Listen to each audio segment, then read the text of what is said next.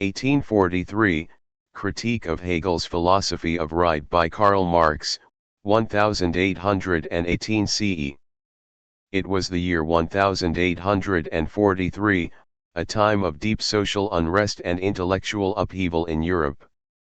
The Industrial Revolution had transformed cities into smoky machines of labor and profit. Kings ruled with divine confidence, churches echoed with dogma, and millions of working people toiled in silence.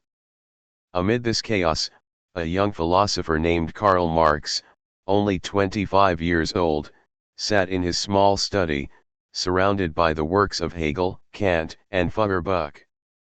His mind was burning with questions that would soon ignite the world.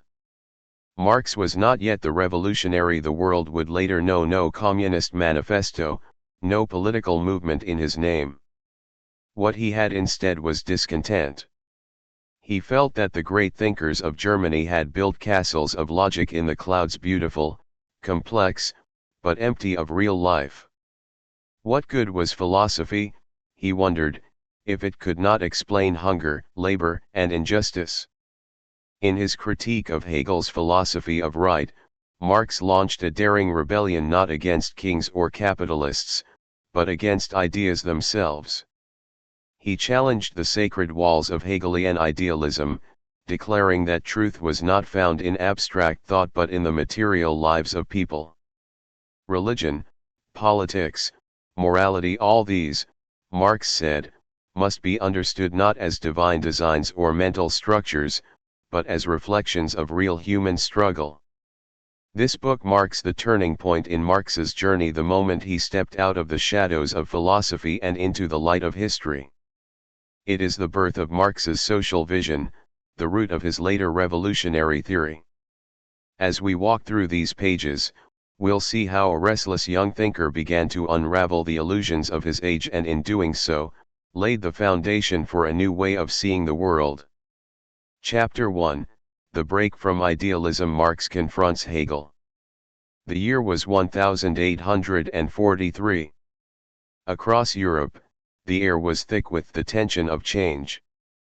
Factories roared, railways expanded, and the old world of monarchs, priests, and scholars struggled to keep its authority intact. In the midst of this restless transformation, Karl Marx, a young German scholar with fierce intelligence and restless conviction, was standing at a crossroads of thought. His mind was steeped in philosophy, especially that of Georg Wilhelm Friedrich Hegel, the towering figure of German idealism. Yet, deep inside, Marx began to sense that something was wrong, that behind Hegel's majestic architecture of ideas lay a fatal flaw.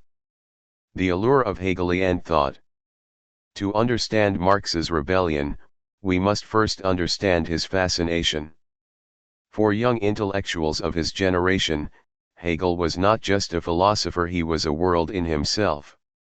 Hegel's philosophy of right was considered a masterpiece that explained law, politics, and morality through the unfolding of pure reason. In Hegel's view, history was not a random series of events but a rational process, the gradual realization of human freedom through the evolution of the state. Every law, every institution, every stage of civilization had its purpose within this grand logical system. Marx admired Hegel deeply. He studied him, defended him, and for a time, believed that Hegel had uncovered the secret code of history. But admiration turned into suspicion. As Marx read and reread the philosophy of right, he began to feel that Hegel's logic, though dazzling, was detached from the living, breathing world. It explained freedom in terms of thought, not in terms of life. It justified existing institutions as the rational outcome of history, even when those institutions produced suffering and inequality. To Marx, this was not philosophy but alchemy, turning real human misery into abstract perfection. And that realization began to haunt him. Philosophy and the real world. Marx was, above all, a realist in the making. Even before he became a revolutionary, he had an instinct for what was tangible and true. He once wrote, the criticism of religion is the prerequisite of all criticism. What he meant was simple: before one can challenge kings or markets, one must first challenge illusions, especially the illusions that make people accept their suffering as divine order or natural law. Hegel's system, in Marx's view, was one such illusion. It turned human society into a reflection of abstract concepts. Instead of seeing how ideas arise from social life, Hegel claimed that society itself was a product of ideas, that the state, for example, was the embodiment of reason. Marx flipped this upside down. He argued that the material conditions of life create consciousness, not the other way around. This would later become the cornerstone of Marxist thought, historical materialism, but here, in 1843, it was just beginning to take shape. He began to see the philosopher's role differently. Instead of standing above society, interpreting it through grand systems, the true philosopher should enter the real conditions of life: work, poverty, labor, struggle, and understand how those experiences shape human thought. The task of philosophy, Marx declared, was not merely to interpret the world, but to change it. This idea was revolutionary because it transformed philosophy from a mirror into a tool, from a way of explaining the world to a way of transforming it. The religion question. At the heart of Marx's critique lay the issue of religion. Hegel had treated religion as one of the many forms through which the absolute spirit, that vast, unfolding consciousness of humanity, expressed itself. For Hegel, religion was a step in the progress of reason, a necessary stage in humanity's understanding of freedom. Marx, however, saw religion differently. Influenced by Ludwig Feuerbach, who argued that God was merely a projection of human ideals, Marx believed that religion was not a step toward freedom but a symptom of unfreedom. It was, he wrote, the sigh of the oppressed creature, the heart of a heartless world, and the soul of soulless conditions.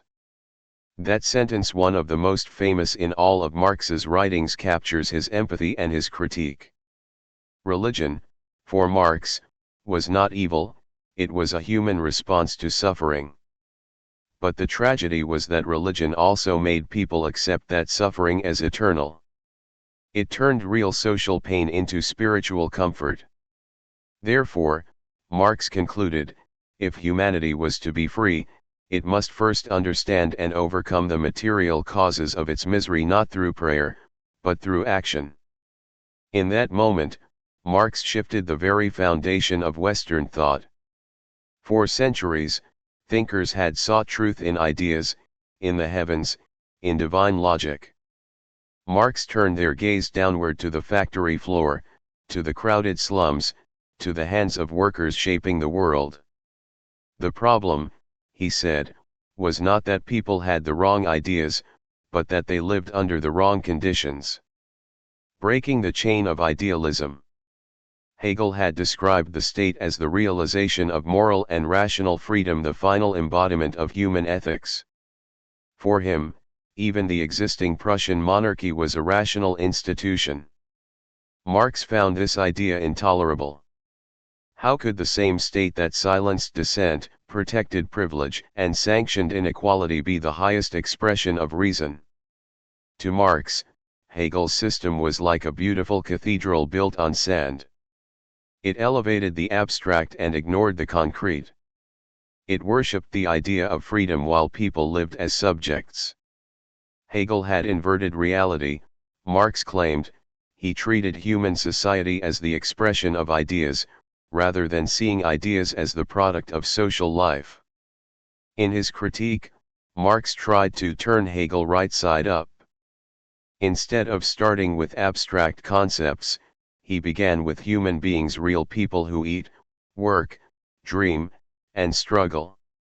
He asked, what are the conditions that make freedom possible?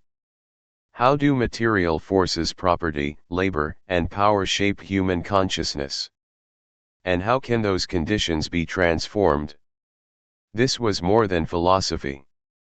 It was the beginning of a new science of society, one that sought to uncover the hidden mechanisms of oppression, not through divine logic, but through economic and political analysis. Marx was moving away from metaphysics and into critique, a systematic examination of how ideas serve, justify, or conceal the real structures of power. The birth of the social critic. During these months of writing and reflection, Marx's life was also in transition. He had recently married Jenny von Westphalen, his childhood sweetheart, and was struggling with censorship and political suppression. As an editor of the Rheineszeitung, Marx had seen how even mild criticism of the Prussian regime could result in government crackdowns. The gap between theory and life was not an academic problem, it was personal. The young Marx found himself increasingly alienated from the academic circles of Berlin. The philosophers debated abstract ethics, while the people in the streets debated the price of bread. The gap between the two worlds was vast. Marx decided that if philosophy could not bridge that gap, then philosophy itself must be reinvented. His critique of Hegel's philosophy of right was his first attempt to do exactly that. It was not a finished book, but rather a long preface and fragments of analysis. Yet, in those pages, Marx declared war on the entire tradition of German idealism. He accused Hegel of mystifying social relations, turning human creations into divine necessities. In reality, Marx argued, institutions like the state or the church were products of human labor and power struggles. They were not eternal truths, they were historical arrangements that could be changed. Freedom and alienation. For Marx, the greatest illusion of Hegelian philosophy was its notion of freedom. Hegel taught that freedom was achieved when the individual recognized himself as part of the rational order of the state. But Marx saw the opposite. Under the Prussian monarchy, individuals were not free, they were alienated. Alienation became a central concept in Marx's early thought. It meant that people were separated from the essence of their humanity, from their labor, their community, and their own potential. In a society built on hierarchy and property, people worked not for themselves but for others. Their creative energy was turned into profit for the powerful. The worker's labor became a commodity, and the worker himself a means to an end. Hegel's philosophy, by justifying the existing state, made this alienation invisible. Marx wanted to expose it, to show that freedom could not exist as long as human beings were estranged from the fruits of their labor and from each other. True freedom, he insisted, could only be achieved when people controlled their own social conditions, when material life itself was transformed. The seeds of revolution. Marx's critique of Hegel did not yet call for revolution, but the logic of his thought was moving in that direction. If ideas were rooted in material life, then changing society required changing those material conditions: production, property, power. This was not something that could be achieved by philosophers or kings. It had to come from the people themselves, from the working class, whose labor sustained the entire system. In 1843, Marx could not yet see the full picture.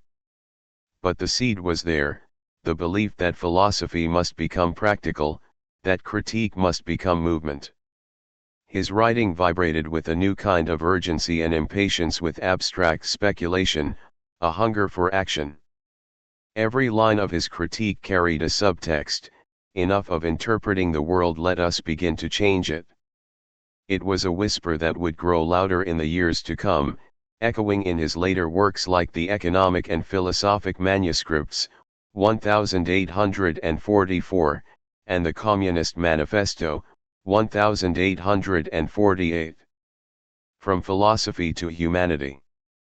The true significance of Marx's break from Hegel lies not in the technicalities of logic, but in the human shift it represents.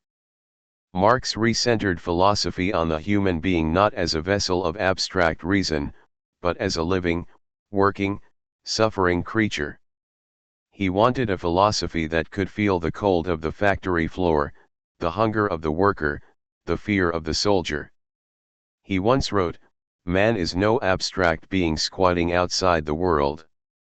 Man is the world of man, the state, society." That sentence contains the entire revolution of his thought. Instead of treating humanity as a reflection of divine logic, Marx treated society as humanity's own creation. And if it was created by people, it could also be remade by them. That belief that human beings could consciously shape their own destiny was both philosophical and prophetic. It gave Marx's critique a sense of hope amid despair, of purpose amid confusion. He was not simply dismantling Hegel, he was rebuilding philosophy from the ground up, on the foundation of real human experience. The legacy of the break. Looking back, historians often say that Marx's critique of Hegel's philosophy of right marks the birth of Marxism. But in truth, it was something more fragile and more daring. It was the moment of awakening. The young Marx was still uncertain, still searching. Yet, his courage to question the intellectual giants of his age opened a path that others would follow, from sociology to political economy, from activism to revolution. This first break from Hegel's idealism to Marx's materialism changed not only Marx's life but the entire direction of modern thought. It tore down the wall between philosophy and society, between the thinker and the worker. It taught that truth is not found in the clouds of abstraction but in the sweat and struggle of humanity itself. And that realization, born in the flickering candlelight of a study in 1843, would soon set the world on fire. Chapter 2, Religion, Politics, and the Human Condition. The year 1843 marked more than Karl Marx's intellectual awakening. It marked the beginning of his lifelong confrontation with the forces that shape human consciousness. In the critique of Hegel's philosophy of right, Marx turned his penetrating gaze toward two of the most powerful institutions in human history, religion and politics. To him, these were not abstract domains but deeply human creations, products of real social conditions. Yet they were also chains, binding people to illusions that kept them from confronting the truth of their existence. In this chapter, we will journey through Marx's analysis of these twin powers, how he saw religion as both a refuge and a prison for the human spirit, and how he viewed politics as the mirror of a divided society. It is here that Marx's voice begins to sound less like that of a philosopher and more like that of a prophet, a thinker who looked at the world and declared, "This is not the way it has to be." The cry of the oppressed, Marx and the question of religion. Religion had long been the moral anchor of European society. For centuries, it provided meaning, comfort, and structure to life. It sanctified kings and justified empires, blessed wars, and consoled the dying. Yet, to Marx, religion was not a divine mystery but a human response, a mirror reflecting both the suffering and the aspirations of mankind. In one of his most powerful lines, Marx wrote, "Religion is the sigh of the oppressed creature, the heart of a heartless world, and the soul of soulless conditions. It is the opium of the people." These words are often quoted, often misunderstood. Marx was not mocking faith itself, he was diagnosing a condition. He saw religion as a kind of spiritual medicine, a soothing drug that eases the pain of social injustice, but also one that prevents people from confronting its real cause. To understand this, we must picture the world Marx saw. Industrial Europe was booming on the surface, factories hummed, wealth accumulated, and cities grew. But beneath that progress lay hunger, exploitation, and despair. Workers labored 12 hours a day, children toiled in mills, and families lived in cramped, filthy housing. The church, instead of challenging the system, often sanctified it. It told the poor that their suffering was part of God's plan and promised them reward in the afterlife. To Marx, This was not salvation, it was sedation. The very idea of heaven, he thought, functioned as a distraction from injustice on earth. Religion offered comfort, yes, but it also offered consolation instead of change. This insight made Marx one of the first thinkers to treat religion not as a supernatural truth but as a social phenomenon. He asked, why do people need religion? What conditions make them turn to divine explanations? The answer, he found, lay in alienation. When people are separated from control over their work, when they feel powerless in the face of economic and political systems, they create God's reflections of their own lost power. Thus, religion, in Marx's view, was both a symptom and a protest. It expressed humanity's yearning for justice and love, but in an illusory form. Real liberation, he argued, would come not from abolishing faith by decree, but from transforming the material conditions that make such faith necessary. Only when humans reclaim their power in this world will they cease to project it into the next. Politics as illusion. If religion represented humanity's spiritual alienation, politics represented its social alienation. For Marx, political institutions in Hegel's system were celebrated as the highest realization of human freedom, the rational organization of society. But Marx saw them differently. In his eyes, the state was not a neutral guardian of reason or morality. It was a reflection of the divisions that existed in society between rich and poor, rulers and ruled, property owners and workers. Hegel believed that the state reconciled these divisions by representing the universal will. Marx thought this was wishful thinking. He argued that the so-called universal will was actually the interest of the dominant class, disguised as reason. Political rights, laws, and constitutions might speak the language of equality, but behind them lay deep inequalities in property and power. For example, in Prussia, where Marx lived, political participation was restricted by wealth and rank. The government claimed to act for the good of all, yet it existed to preserve the privileges of the few. The state did not create freedom, it managed submission. Marx wrote that in the modern world, political emancipation such as voting rights or civil liberties was only a partial freedom. True human emancipation, he argued, required a transformation of the material foundations of life. In other words, you could not simply change laws and expect justice, you had to change the economic structure that produced inequality. Politics, as it existed, was a kind of theater. The actors changed kings, parliaments, presidents, but the script remained the same. Those who owned the means of production ruled over those who did not. Behind every constitution stood an economy, behind every law, a class interest. In this realization, Marx dismantled one of the great illusions of modern society, the illusion that the state is the embodiment of collective will. Instead, he saw it as a mediator of class conflict, a machine built to maintain the existing order. The human condition, alienation and the loss of self. To understand why religion and politics became such powerful illusions, Marx introduced a concept that runs like a red thread through all his writings: alienation. Alienation, for Marx, was not just an emotional state, it was a social condition. In a world where human beings create institutions, beliefs, and systems that then dominate them, people become strangers to their own essence. They become alienated from their labor, from each other, and from themselves. Let's take work as an example. In traditional societies, artisans took pride in their craft, they made something from start to finish, and their labor was an expression of their creativity.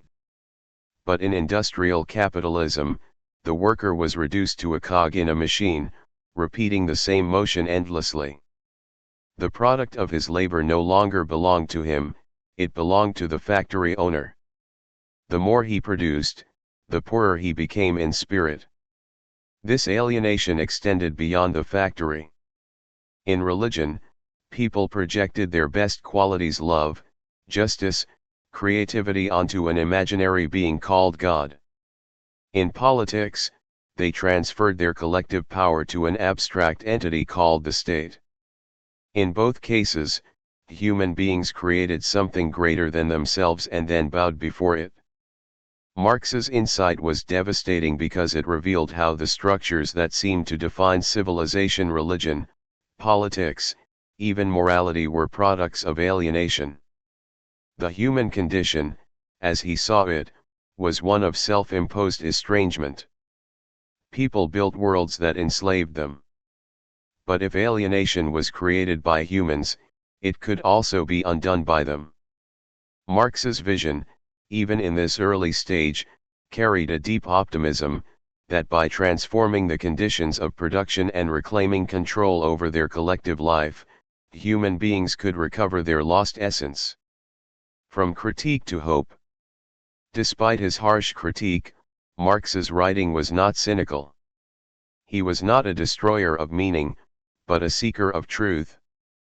His goal was not to abolish religion or politics outright, but to expose their human roots, to strip away illusions so that real freedom could begin. He believed that the first act of liberation is critique, the act of seeing clearly. Once people understand that their gods, kings, and parliaments are their own creations, they can reclaim ownership of their world. He called this the critique of heaven through the critique of earth. In practical terms, this meant shifting focus from theology to sociology, from why God allows suffering to how society creates it.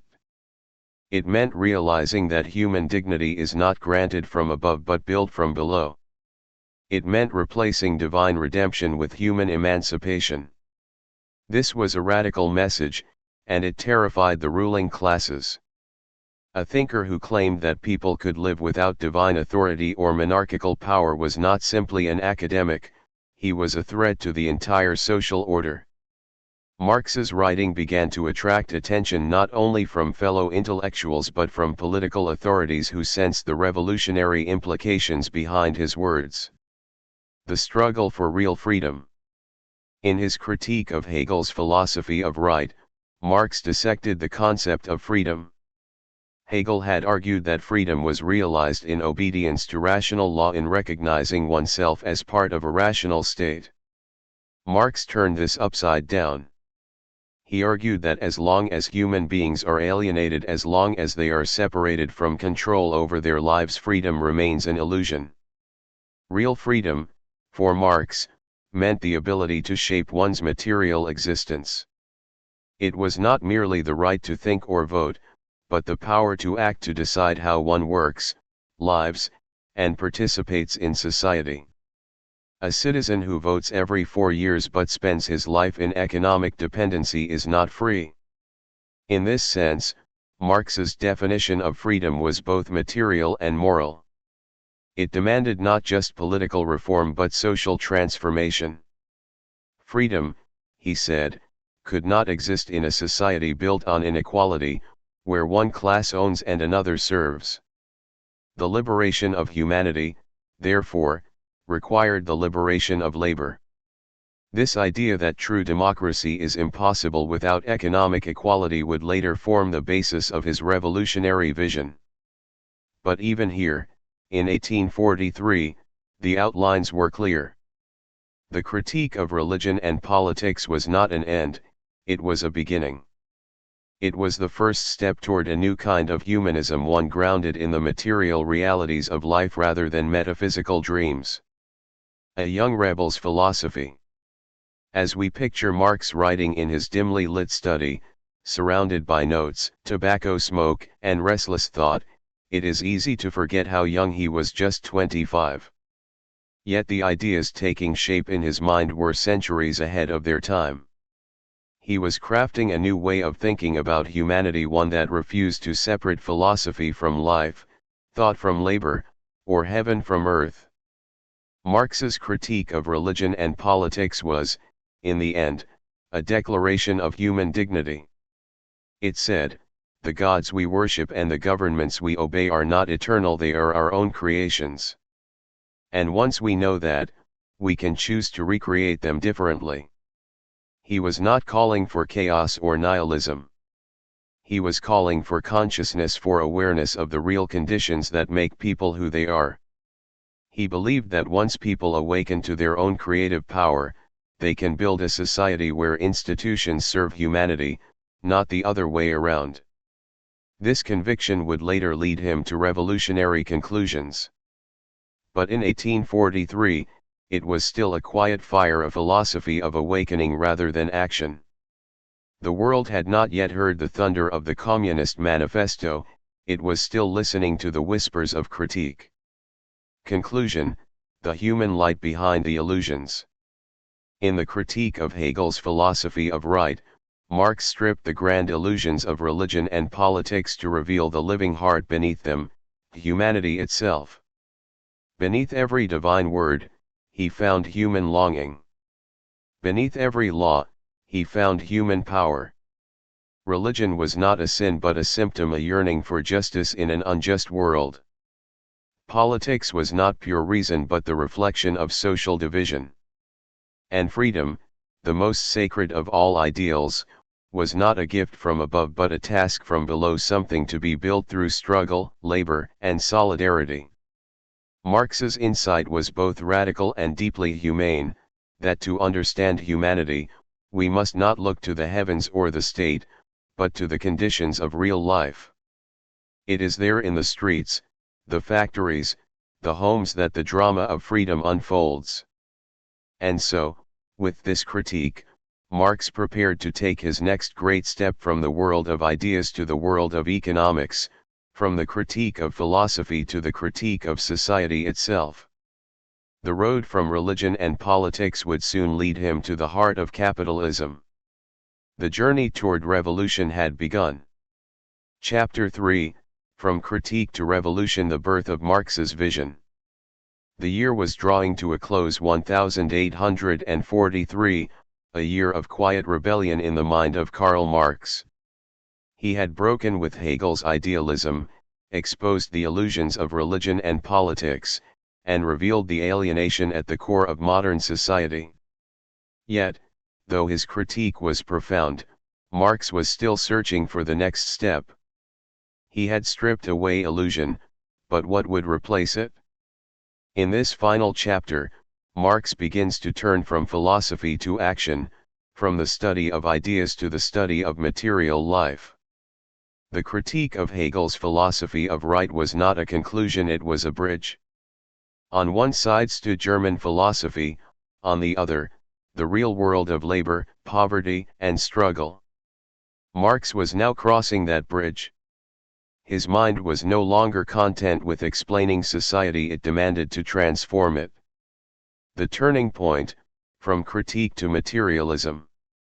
To understand how revolutionary this transition was, we must remember the world in which Marx lived.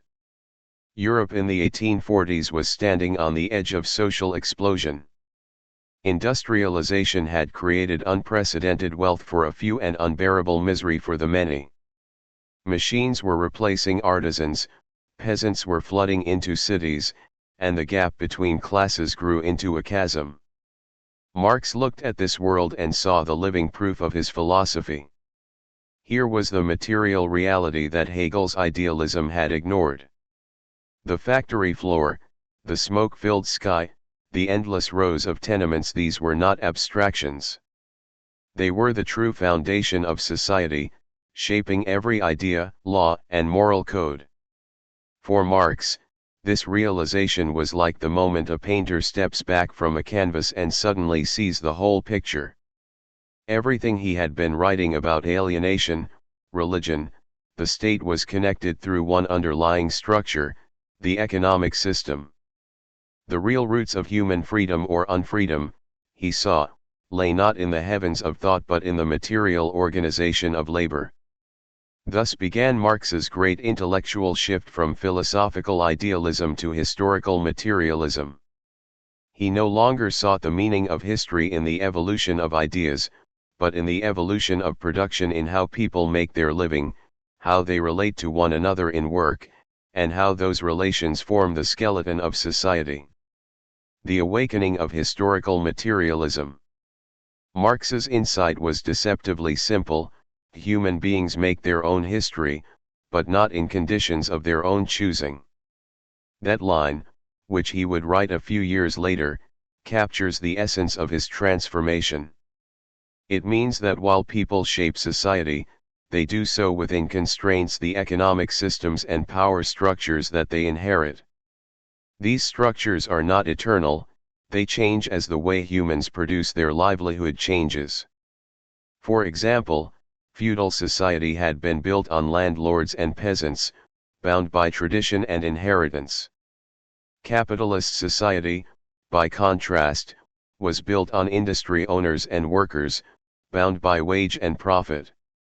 Each system, Marx realized, created its own kind of consciousness, its own religion, its own politics.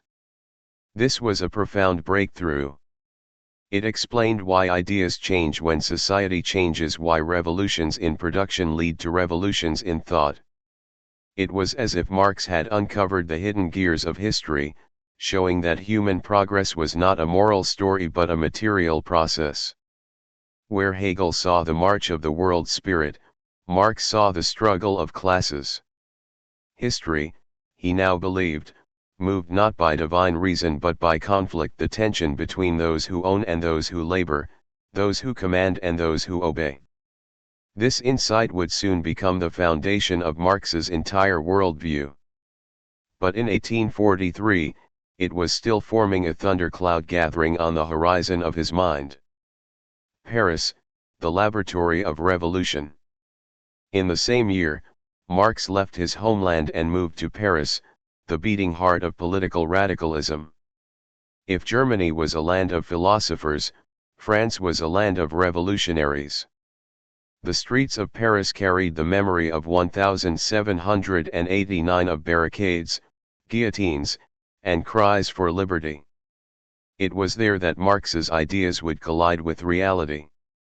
In Paris, Marx encountered not only fellow intellectuals but workers, printers, shoemakers, metal workers who were organizing for their rights. He saw socialism not as an abstract theory but as a living movement. He met with the young Hegelians, who continued to debate theology, but his attention turned elsewhere, to the material misery of the laboring class. For the first time, Marx began to write not about the idea of freedom, but about its conditions. He asked, what must change in the world for people to live as free beings? And the answer, he found, was not philosophical at all, it was economic. In Paris, Marx also met Friedrich Engels, the man who would become his lifelong collaborator and friend. Engels had just written The Condition of the Working Class in England, a searing exposé of industrial misery. The two men instantly recognized each other's brilliance. Engels brought empirical knowledge of economic life, Marx brought philosophical depth. Together, they would build a theory that united the two, the theory of scientific socialism. But before that grand collaboration began, Marx still had to complete his own intellectual journey, a journey that would transform the critique of philosophy into the critique of political economy. The birth of a revolutionary vision. The critique of Hegel's philosophy of right ended with one of the most powerful prefaces in modern thought. Marx wrote, "The criticism of religion disillusions man, so that he will think, act, and fashion his reality like a man who has lost his illusions and regained his senses, so that he will revolve around himself as his own true Sunday." This poetic declaration marked a turning point. The goal was no longer merely to unmask illusions but to empower humanity to reshape its world. The philosopher was stepping down from the clouds and entering history. In Marx's mind, critique was no longer enough, it had to become revolutionary practice. Philosophy, he said, had interpreted the world long enough, the point was to change it. This was not just a slogan, it was a new definition of knowledge. To understand something, Marx believed, is to see how it can be transformed. The task of thought is not contemplation but participation to expose contradictions and point toward their resolution in action. At this stage, Marx began to see class struggle as the engine of change. Every society, he argued, divides people into classes: those who control production and those who perform it. These classes exist in tension, and that tension drives history forward. The ruling class justifies its dominance through ideology, religion, law, morality, while the oppressed class seeks liberation. This dynamic, Marx believed, would eventually culminate in the overthrow of capitalism and the birth of a classless society. But even here, in 1843, before he had fully developed his economic theory, the outlines of that vision were visible. His critique of Hegel had opened the door, now he was stepping through it into a new world. The humanism of revolution. It is easy to think of Marx as a cold theorist of revolution, obsessed with economics and class. But the young Marx of 1843 was profoundly humanistic. His critique of society came not from hatred but from compassion, from his belief in human potential. He saw that people were capable of reason, creativity, and cooperation, but that these qualities were stifled by systems that turned them into tools of profit. He believed that the goal of history was not just equality but the full development of human potential, a society in which every individual could flourish. This vision of human emancipation went beyond politics. It was ethical, even spiritual in a secular sense. Marx wanted to restore humanity to itself, to reunite people with their labor, with nature, and with one another. He imagined a world where production served human need, not greed, where work was an expression of life, not a burden. In this sense, Marx's revolution was not about violence but about wholeness, the healing of a fractured world. His was a moral revolt against alienation, a call to rebuild society on the foundation of human dignity. That is why his early writings are filled with warmth and longing. Beneath the hard edges of critique, there beats a compassionate heart, the heart of a philosopher who refused to accept a world where people lived estranged from their own humanity. The union of theory and practice. Marx's move from Germany to France also symbolized a larger transition from the world of thought to the world of struggle. In Paris, he saw for the first time what it meant to unite theory with practice. He began to write essays not just for philosophers but for workers, trying to bridge the gap between intellect and labor. He explored the idea that knowledge itself could be a form of revolution, that once people understood the forces shaping their lives, they could begin to change them. This was the seed of what Marx would later call class consciousness, the awareness by which workers recognize their shared oppression and collective power. The oppressed, Marx realized, are not simply victims, they are the makers of the world. Their labor builds the cities, feeds the nations, and fuels the engines of progress. Once they awaken to that truth, no empire can stand. Philosophy, in this sense, was not meant to remain in books, it was meant to walk the streets, to stir hearts, to inspire organization. For Marx, the philosopher must become a participant in the human struggle, not a spectator. The fire that would ignite history. As Marx's ideas matured, they began to attract attention and hostility. His writings were banned in Prussia, his movements were watched by police. Yet, persecution only strengthened his resolve. By the mid-1840s, his thought had crystallized into a coherent system, the theory of dialectical materialism, the idea that social progress unfolds through the conflict of opposing forces rooted in material life. This was not mere speculation. Marx believed he had discovered the laws of motion of history, the mechanisms by which societies evolve and collapse. Capitalism, he argued, was not eternal, it was a historical stage, destined to be replaced by a more just order. That order, he envisioned, would arise not from moral preaching or divine intervention, but from the conscious action of humanity itself. The workers of the world, once united, would abolish private property and exploitation and create a society where the free development of each person was the condition for the free development of all. It was an audacious vision, part science, part prophecy, part dream. But it began right here, in the pages of his critique of Hegel's philosophy of right, where Marx first learned to see the real world as the ground of all ideas. Conclusion: the birth of a new dawn. By the time Marx finished his critique, he had done more than challenge a philosopher, he had overturned a tradition. He had exposed the emptiness of idealism, unmasked the illusions of religion and politics, and planted the seed of a new worldview, one rooted in human labor, social relations, and historical change. The young man who once wrestled with abstract ideas had become a visionary of human liberation. He had transformed philosophy from a contemplative discipline into a weapon of emancipation. In that transformation lay the birth of modern social thought. Every sociologist, economist, and political thinker who came after him would, knowingly or not, walk in the shadow of his ideas. But beyond all theory, Marx's message was profoundly human, that history is not fate, that societies are made by people, and that they can be remade. His work reminds us that the quest for freedom begins not in heaven or in law, but in the hands of humanity itself.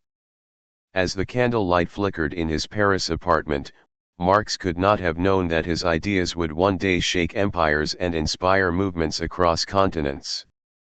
But he did know one thing with certainty, that the age of passive philosophy was over, and the age of active transformation had begun. And thus, from the ruins of old beliefs and the ashes of abstraction, rose a new dawn, the dawn of revolutionary thought, born in the mind of a man who dared to ask not only what is, but what could be.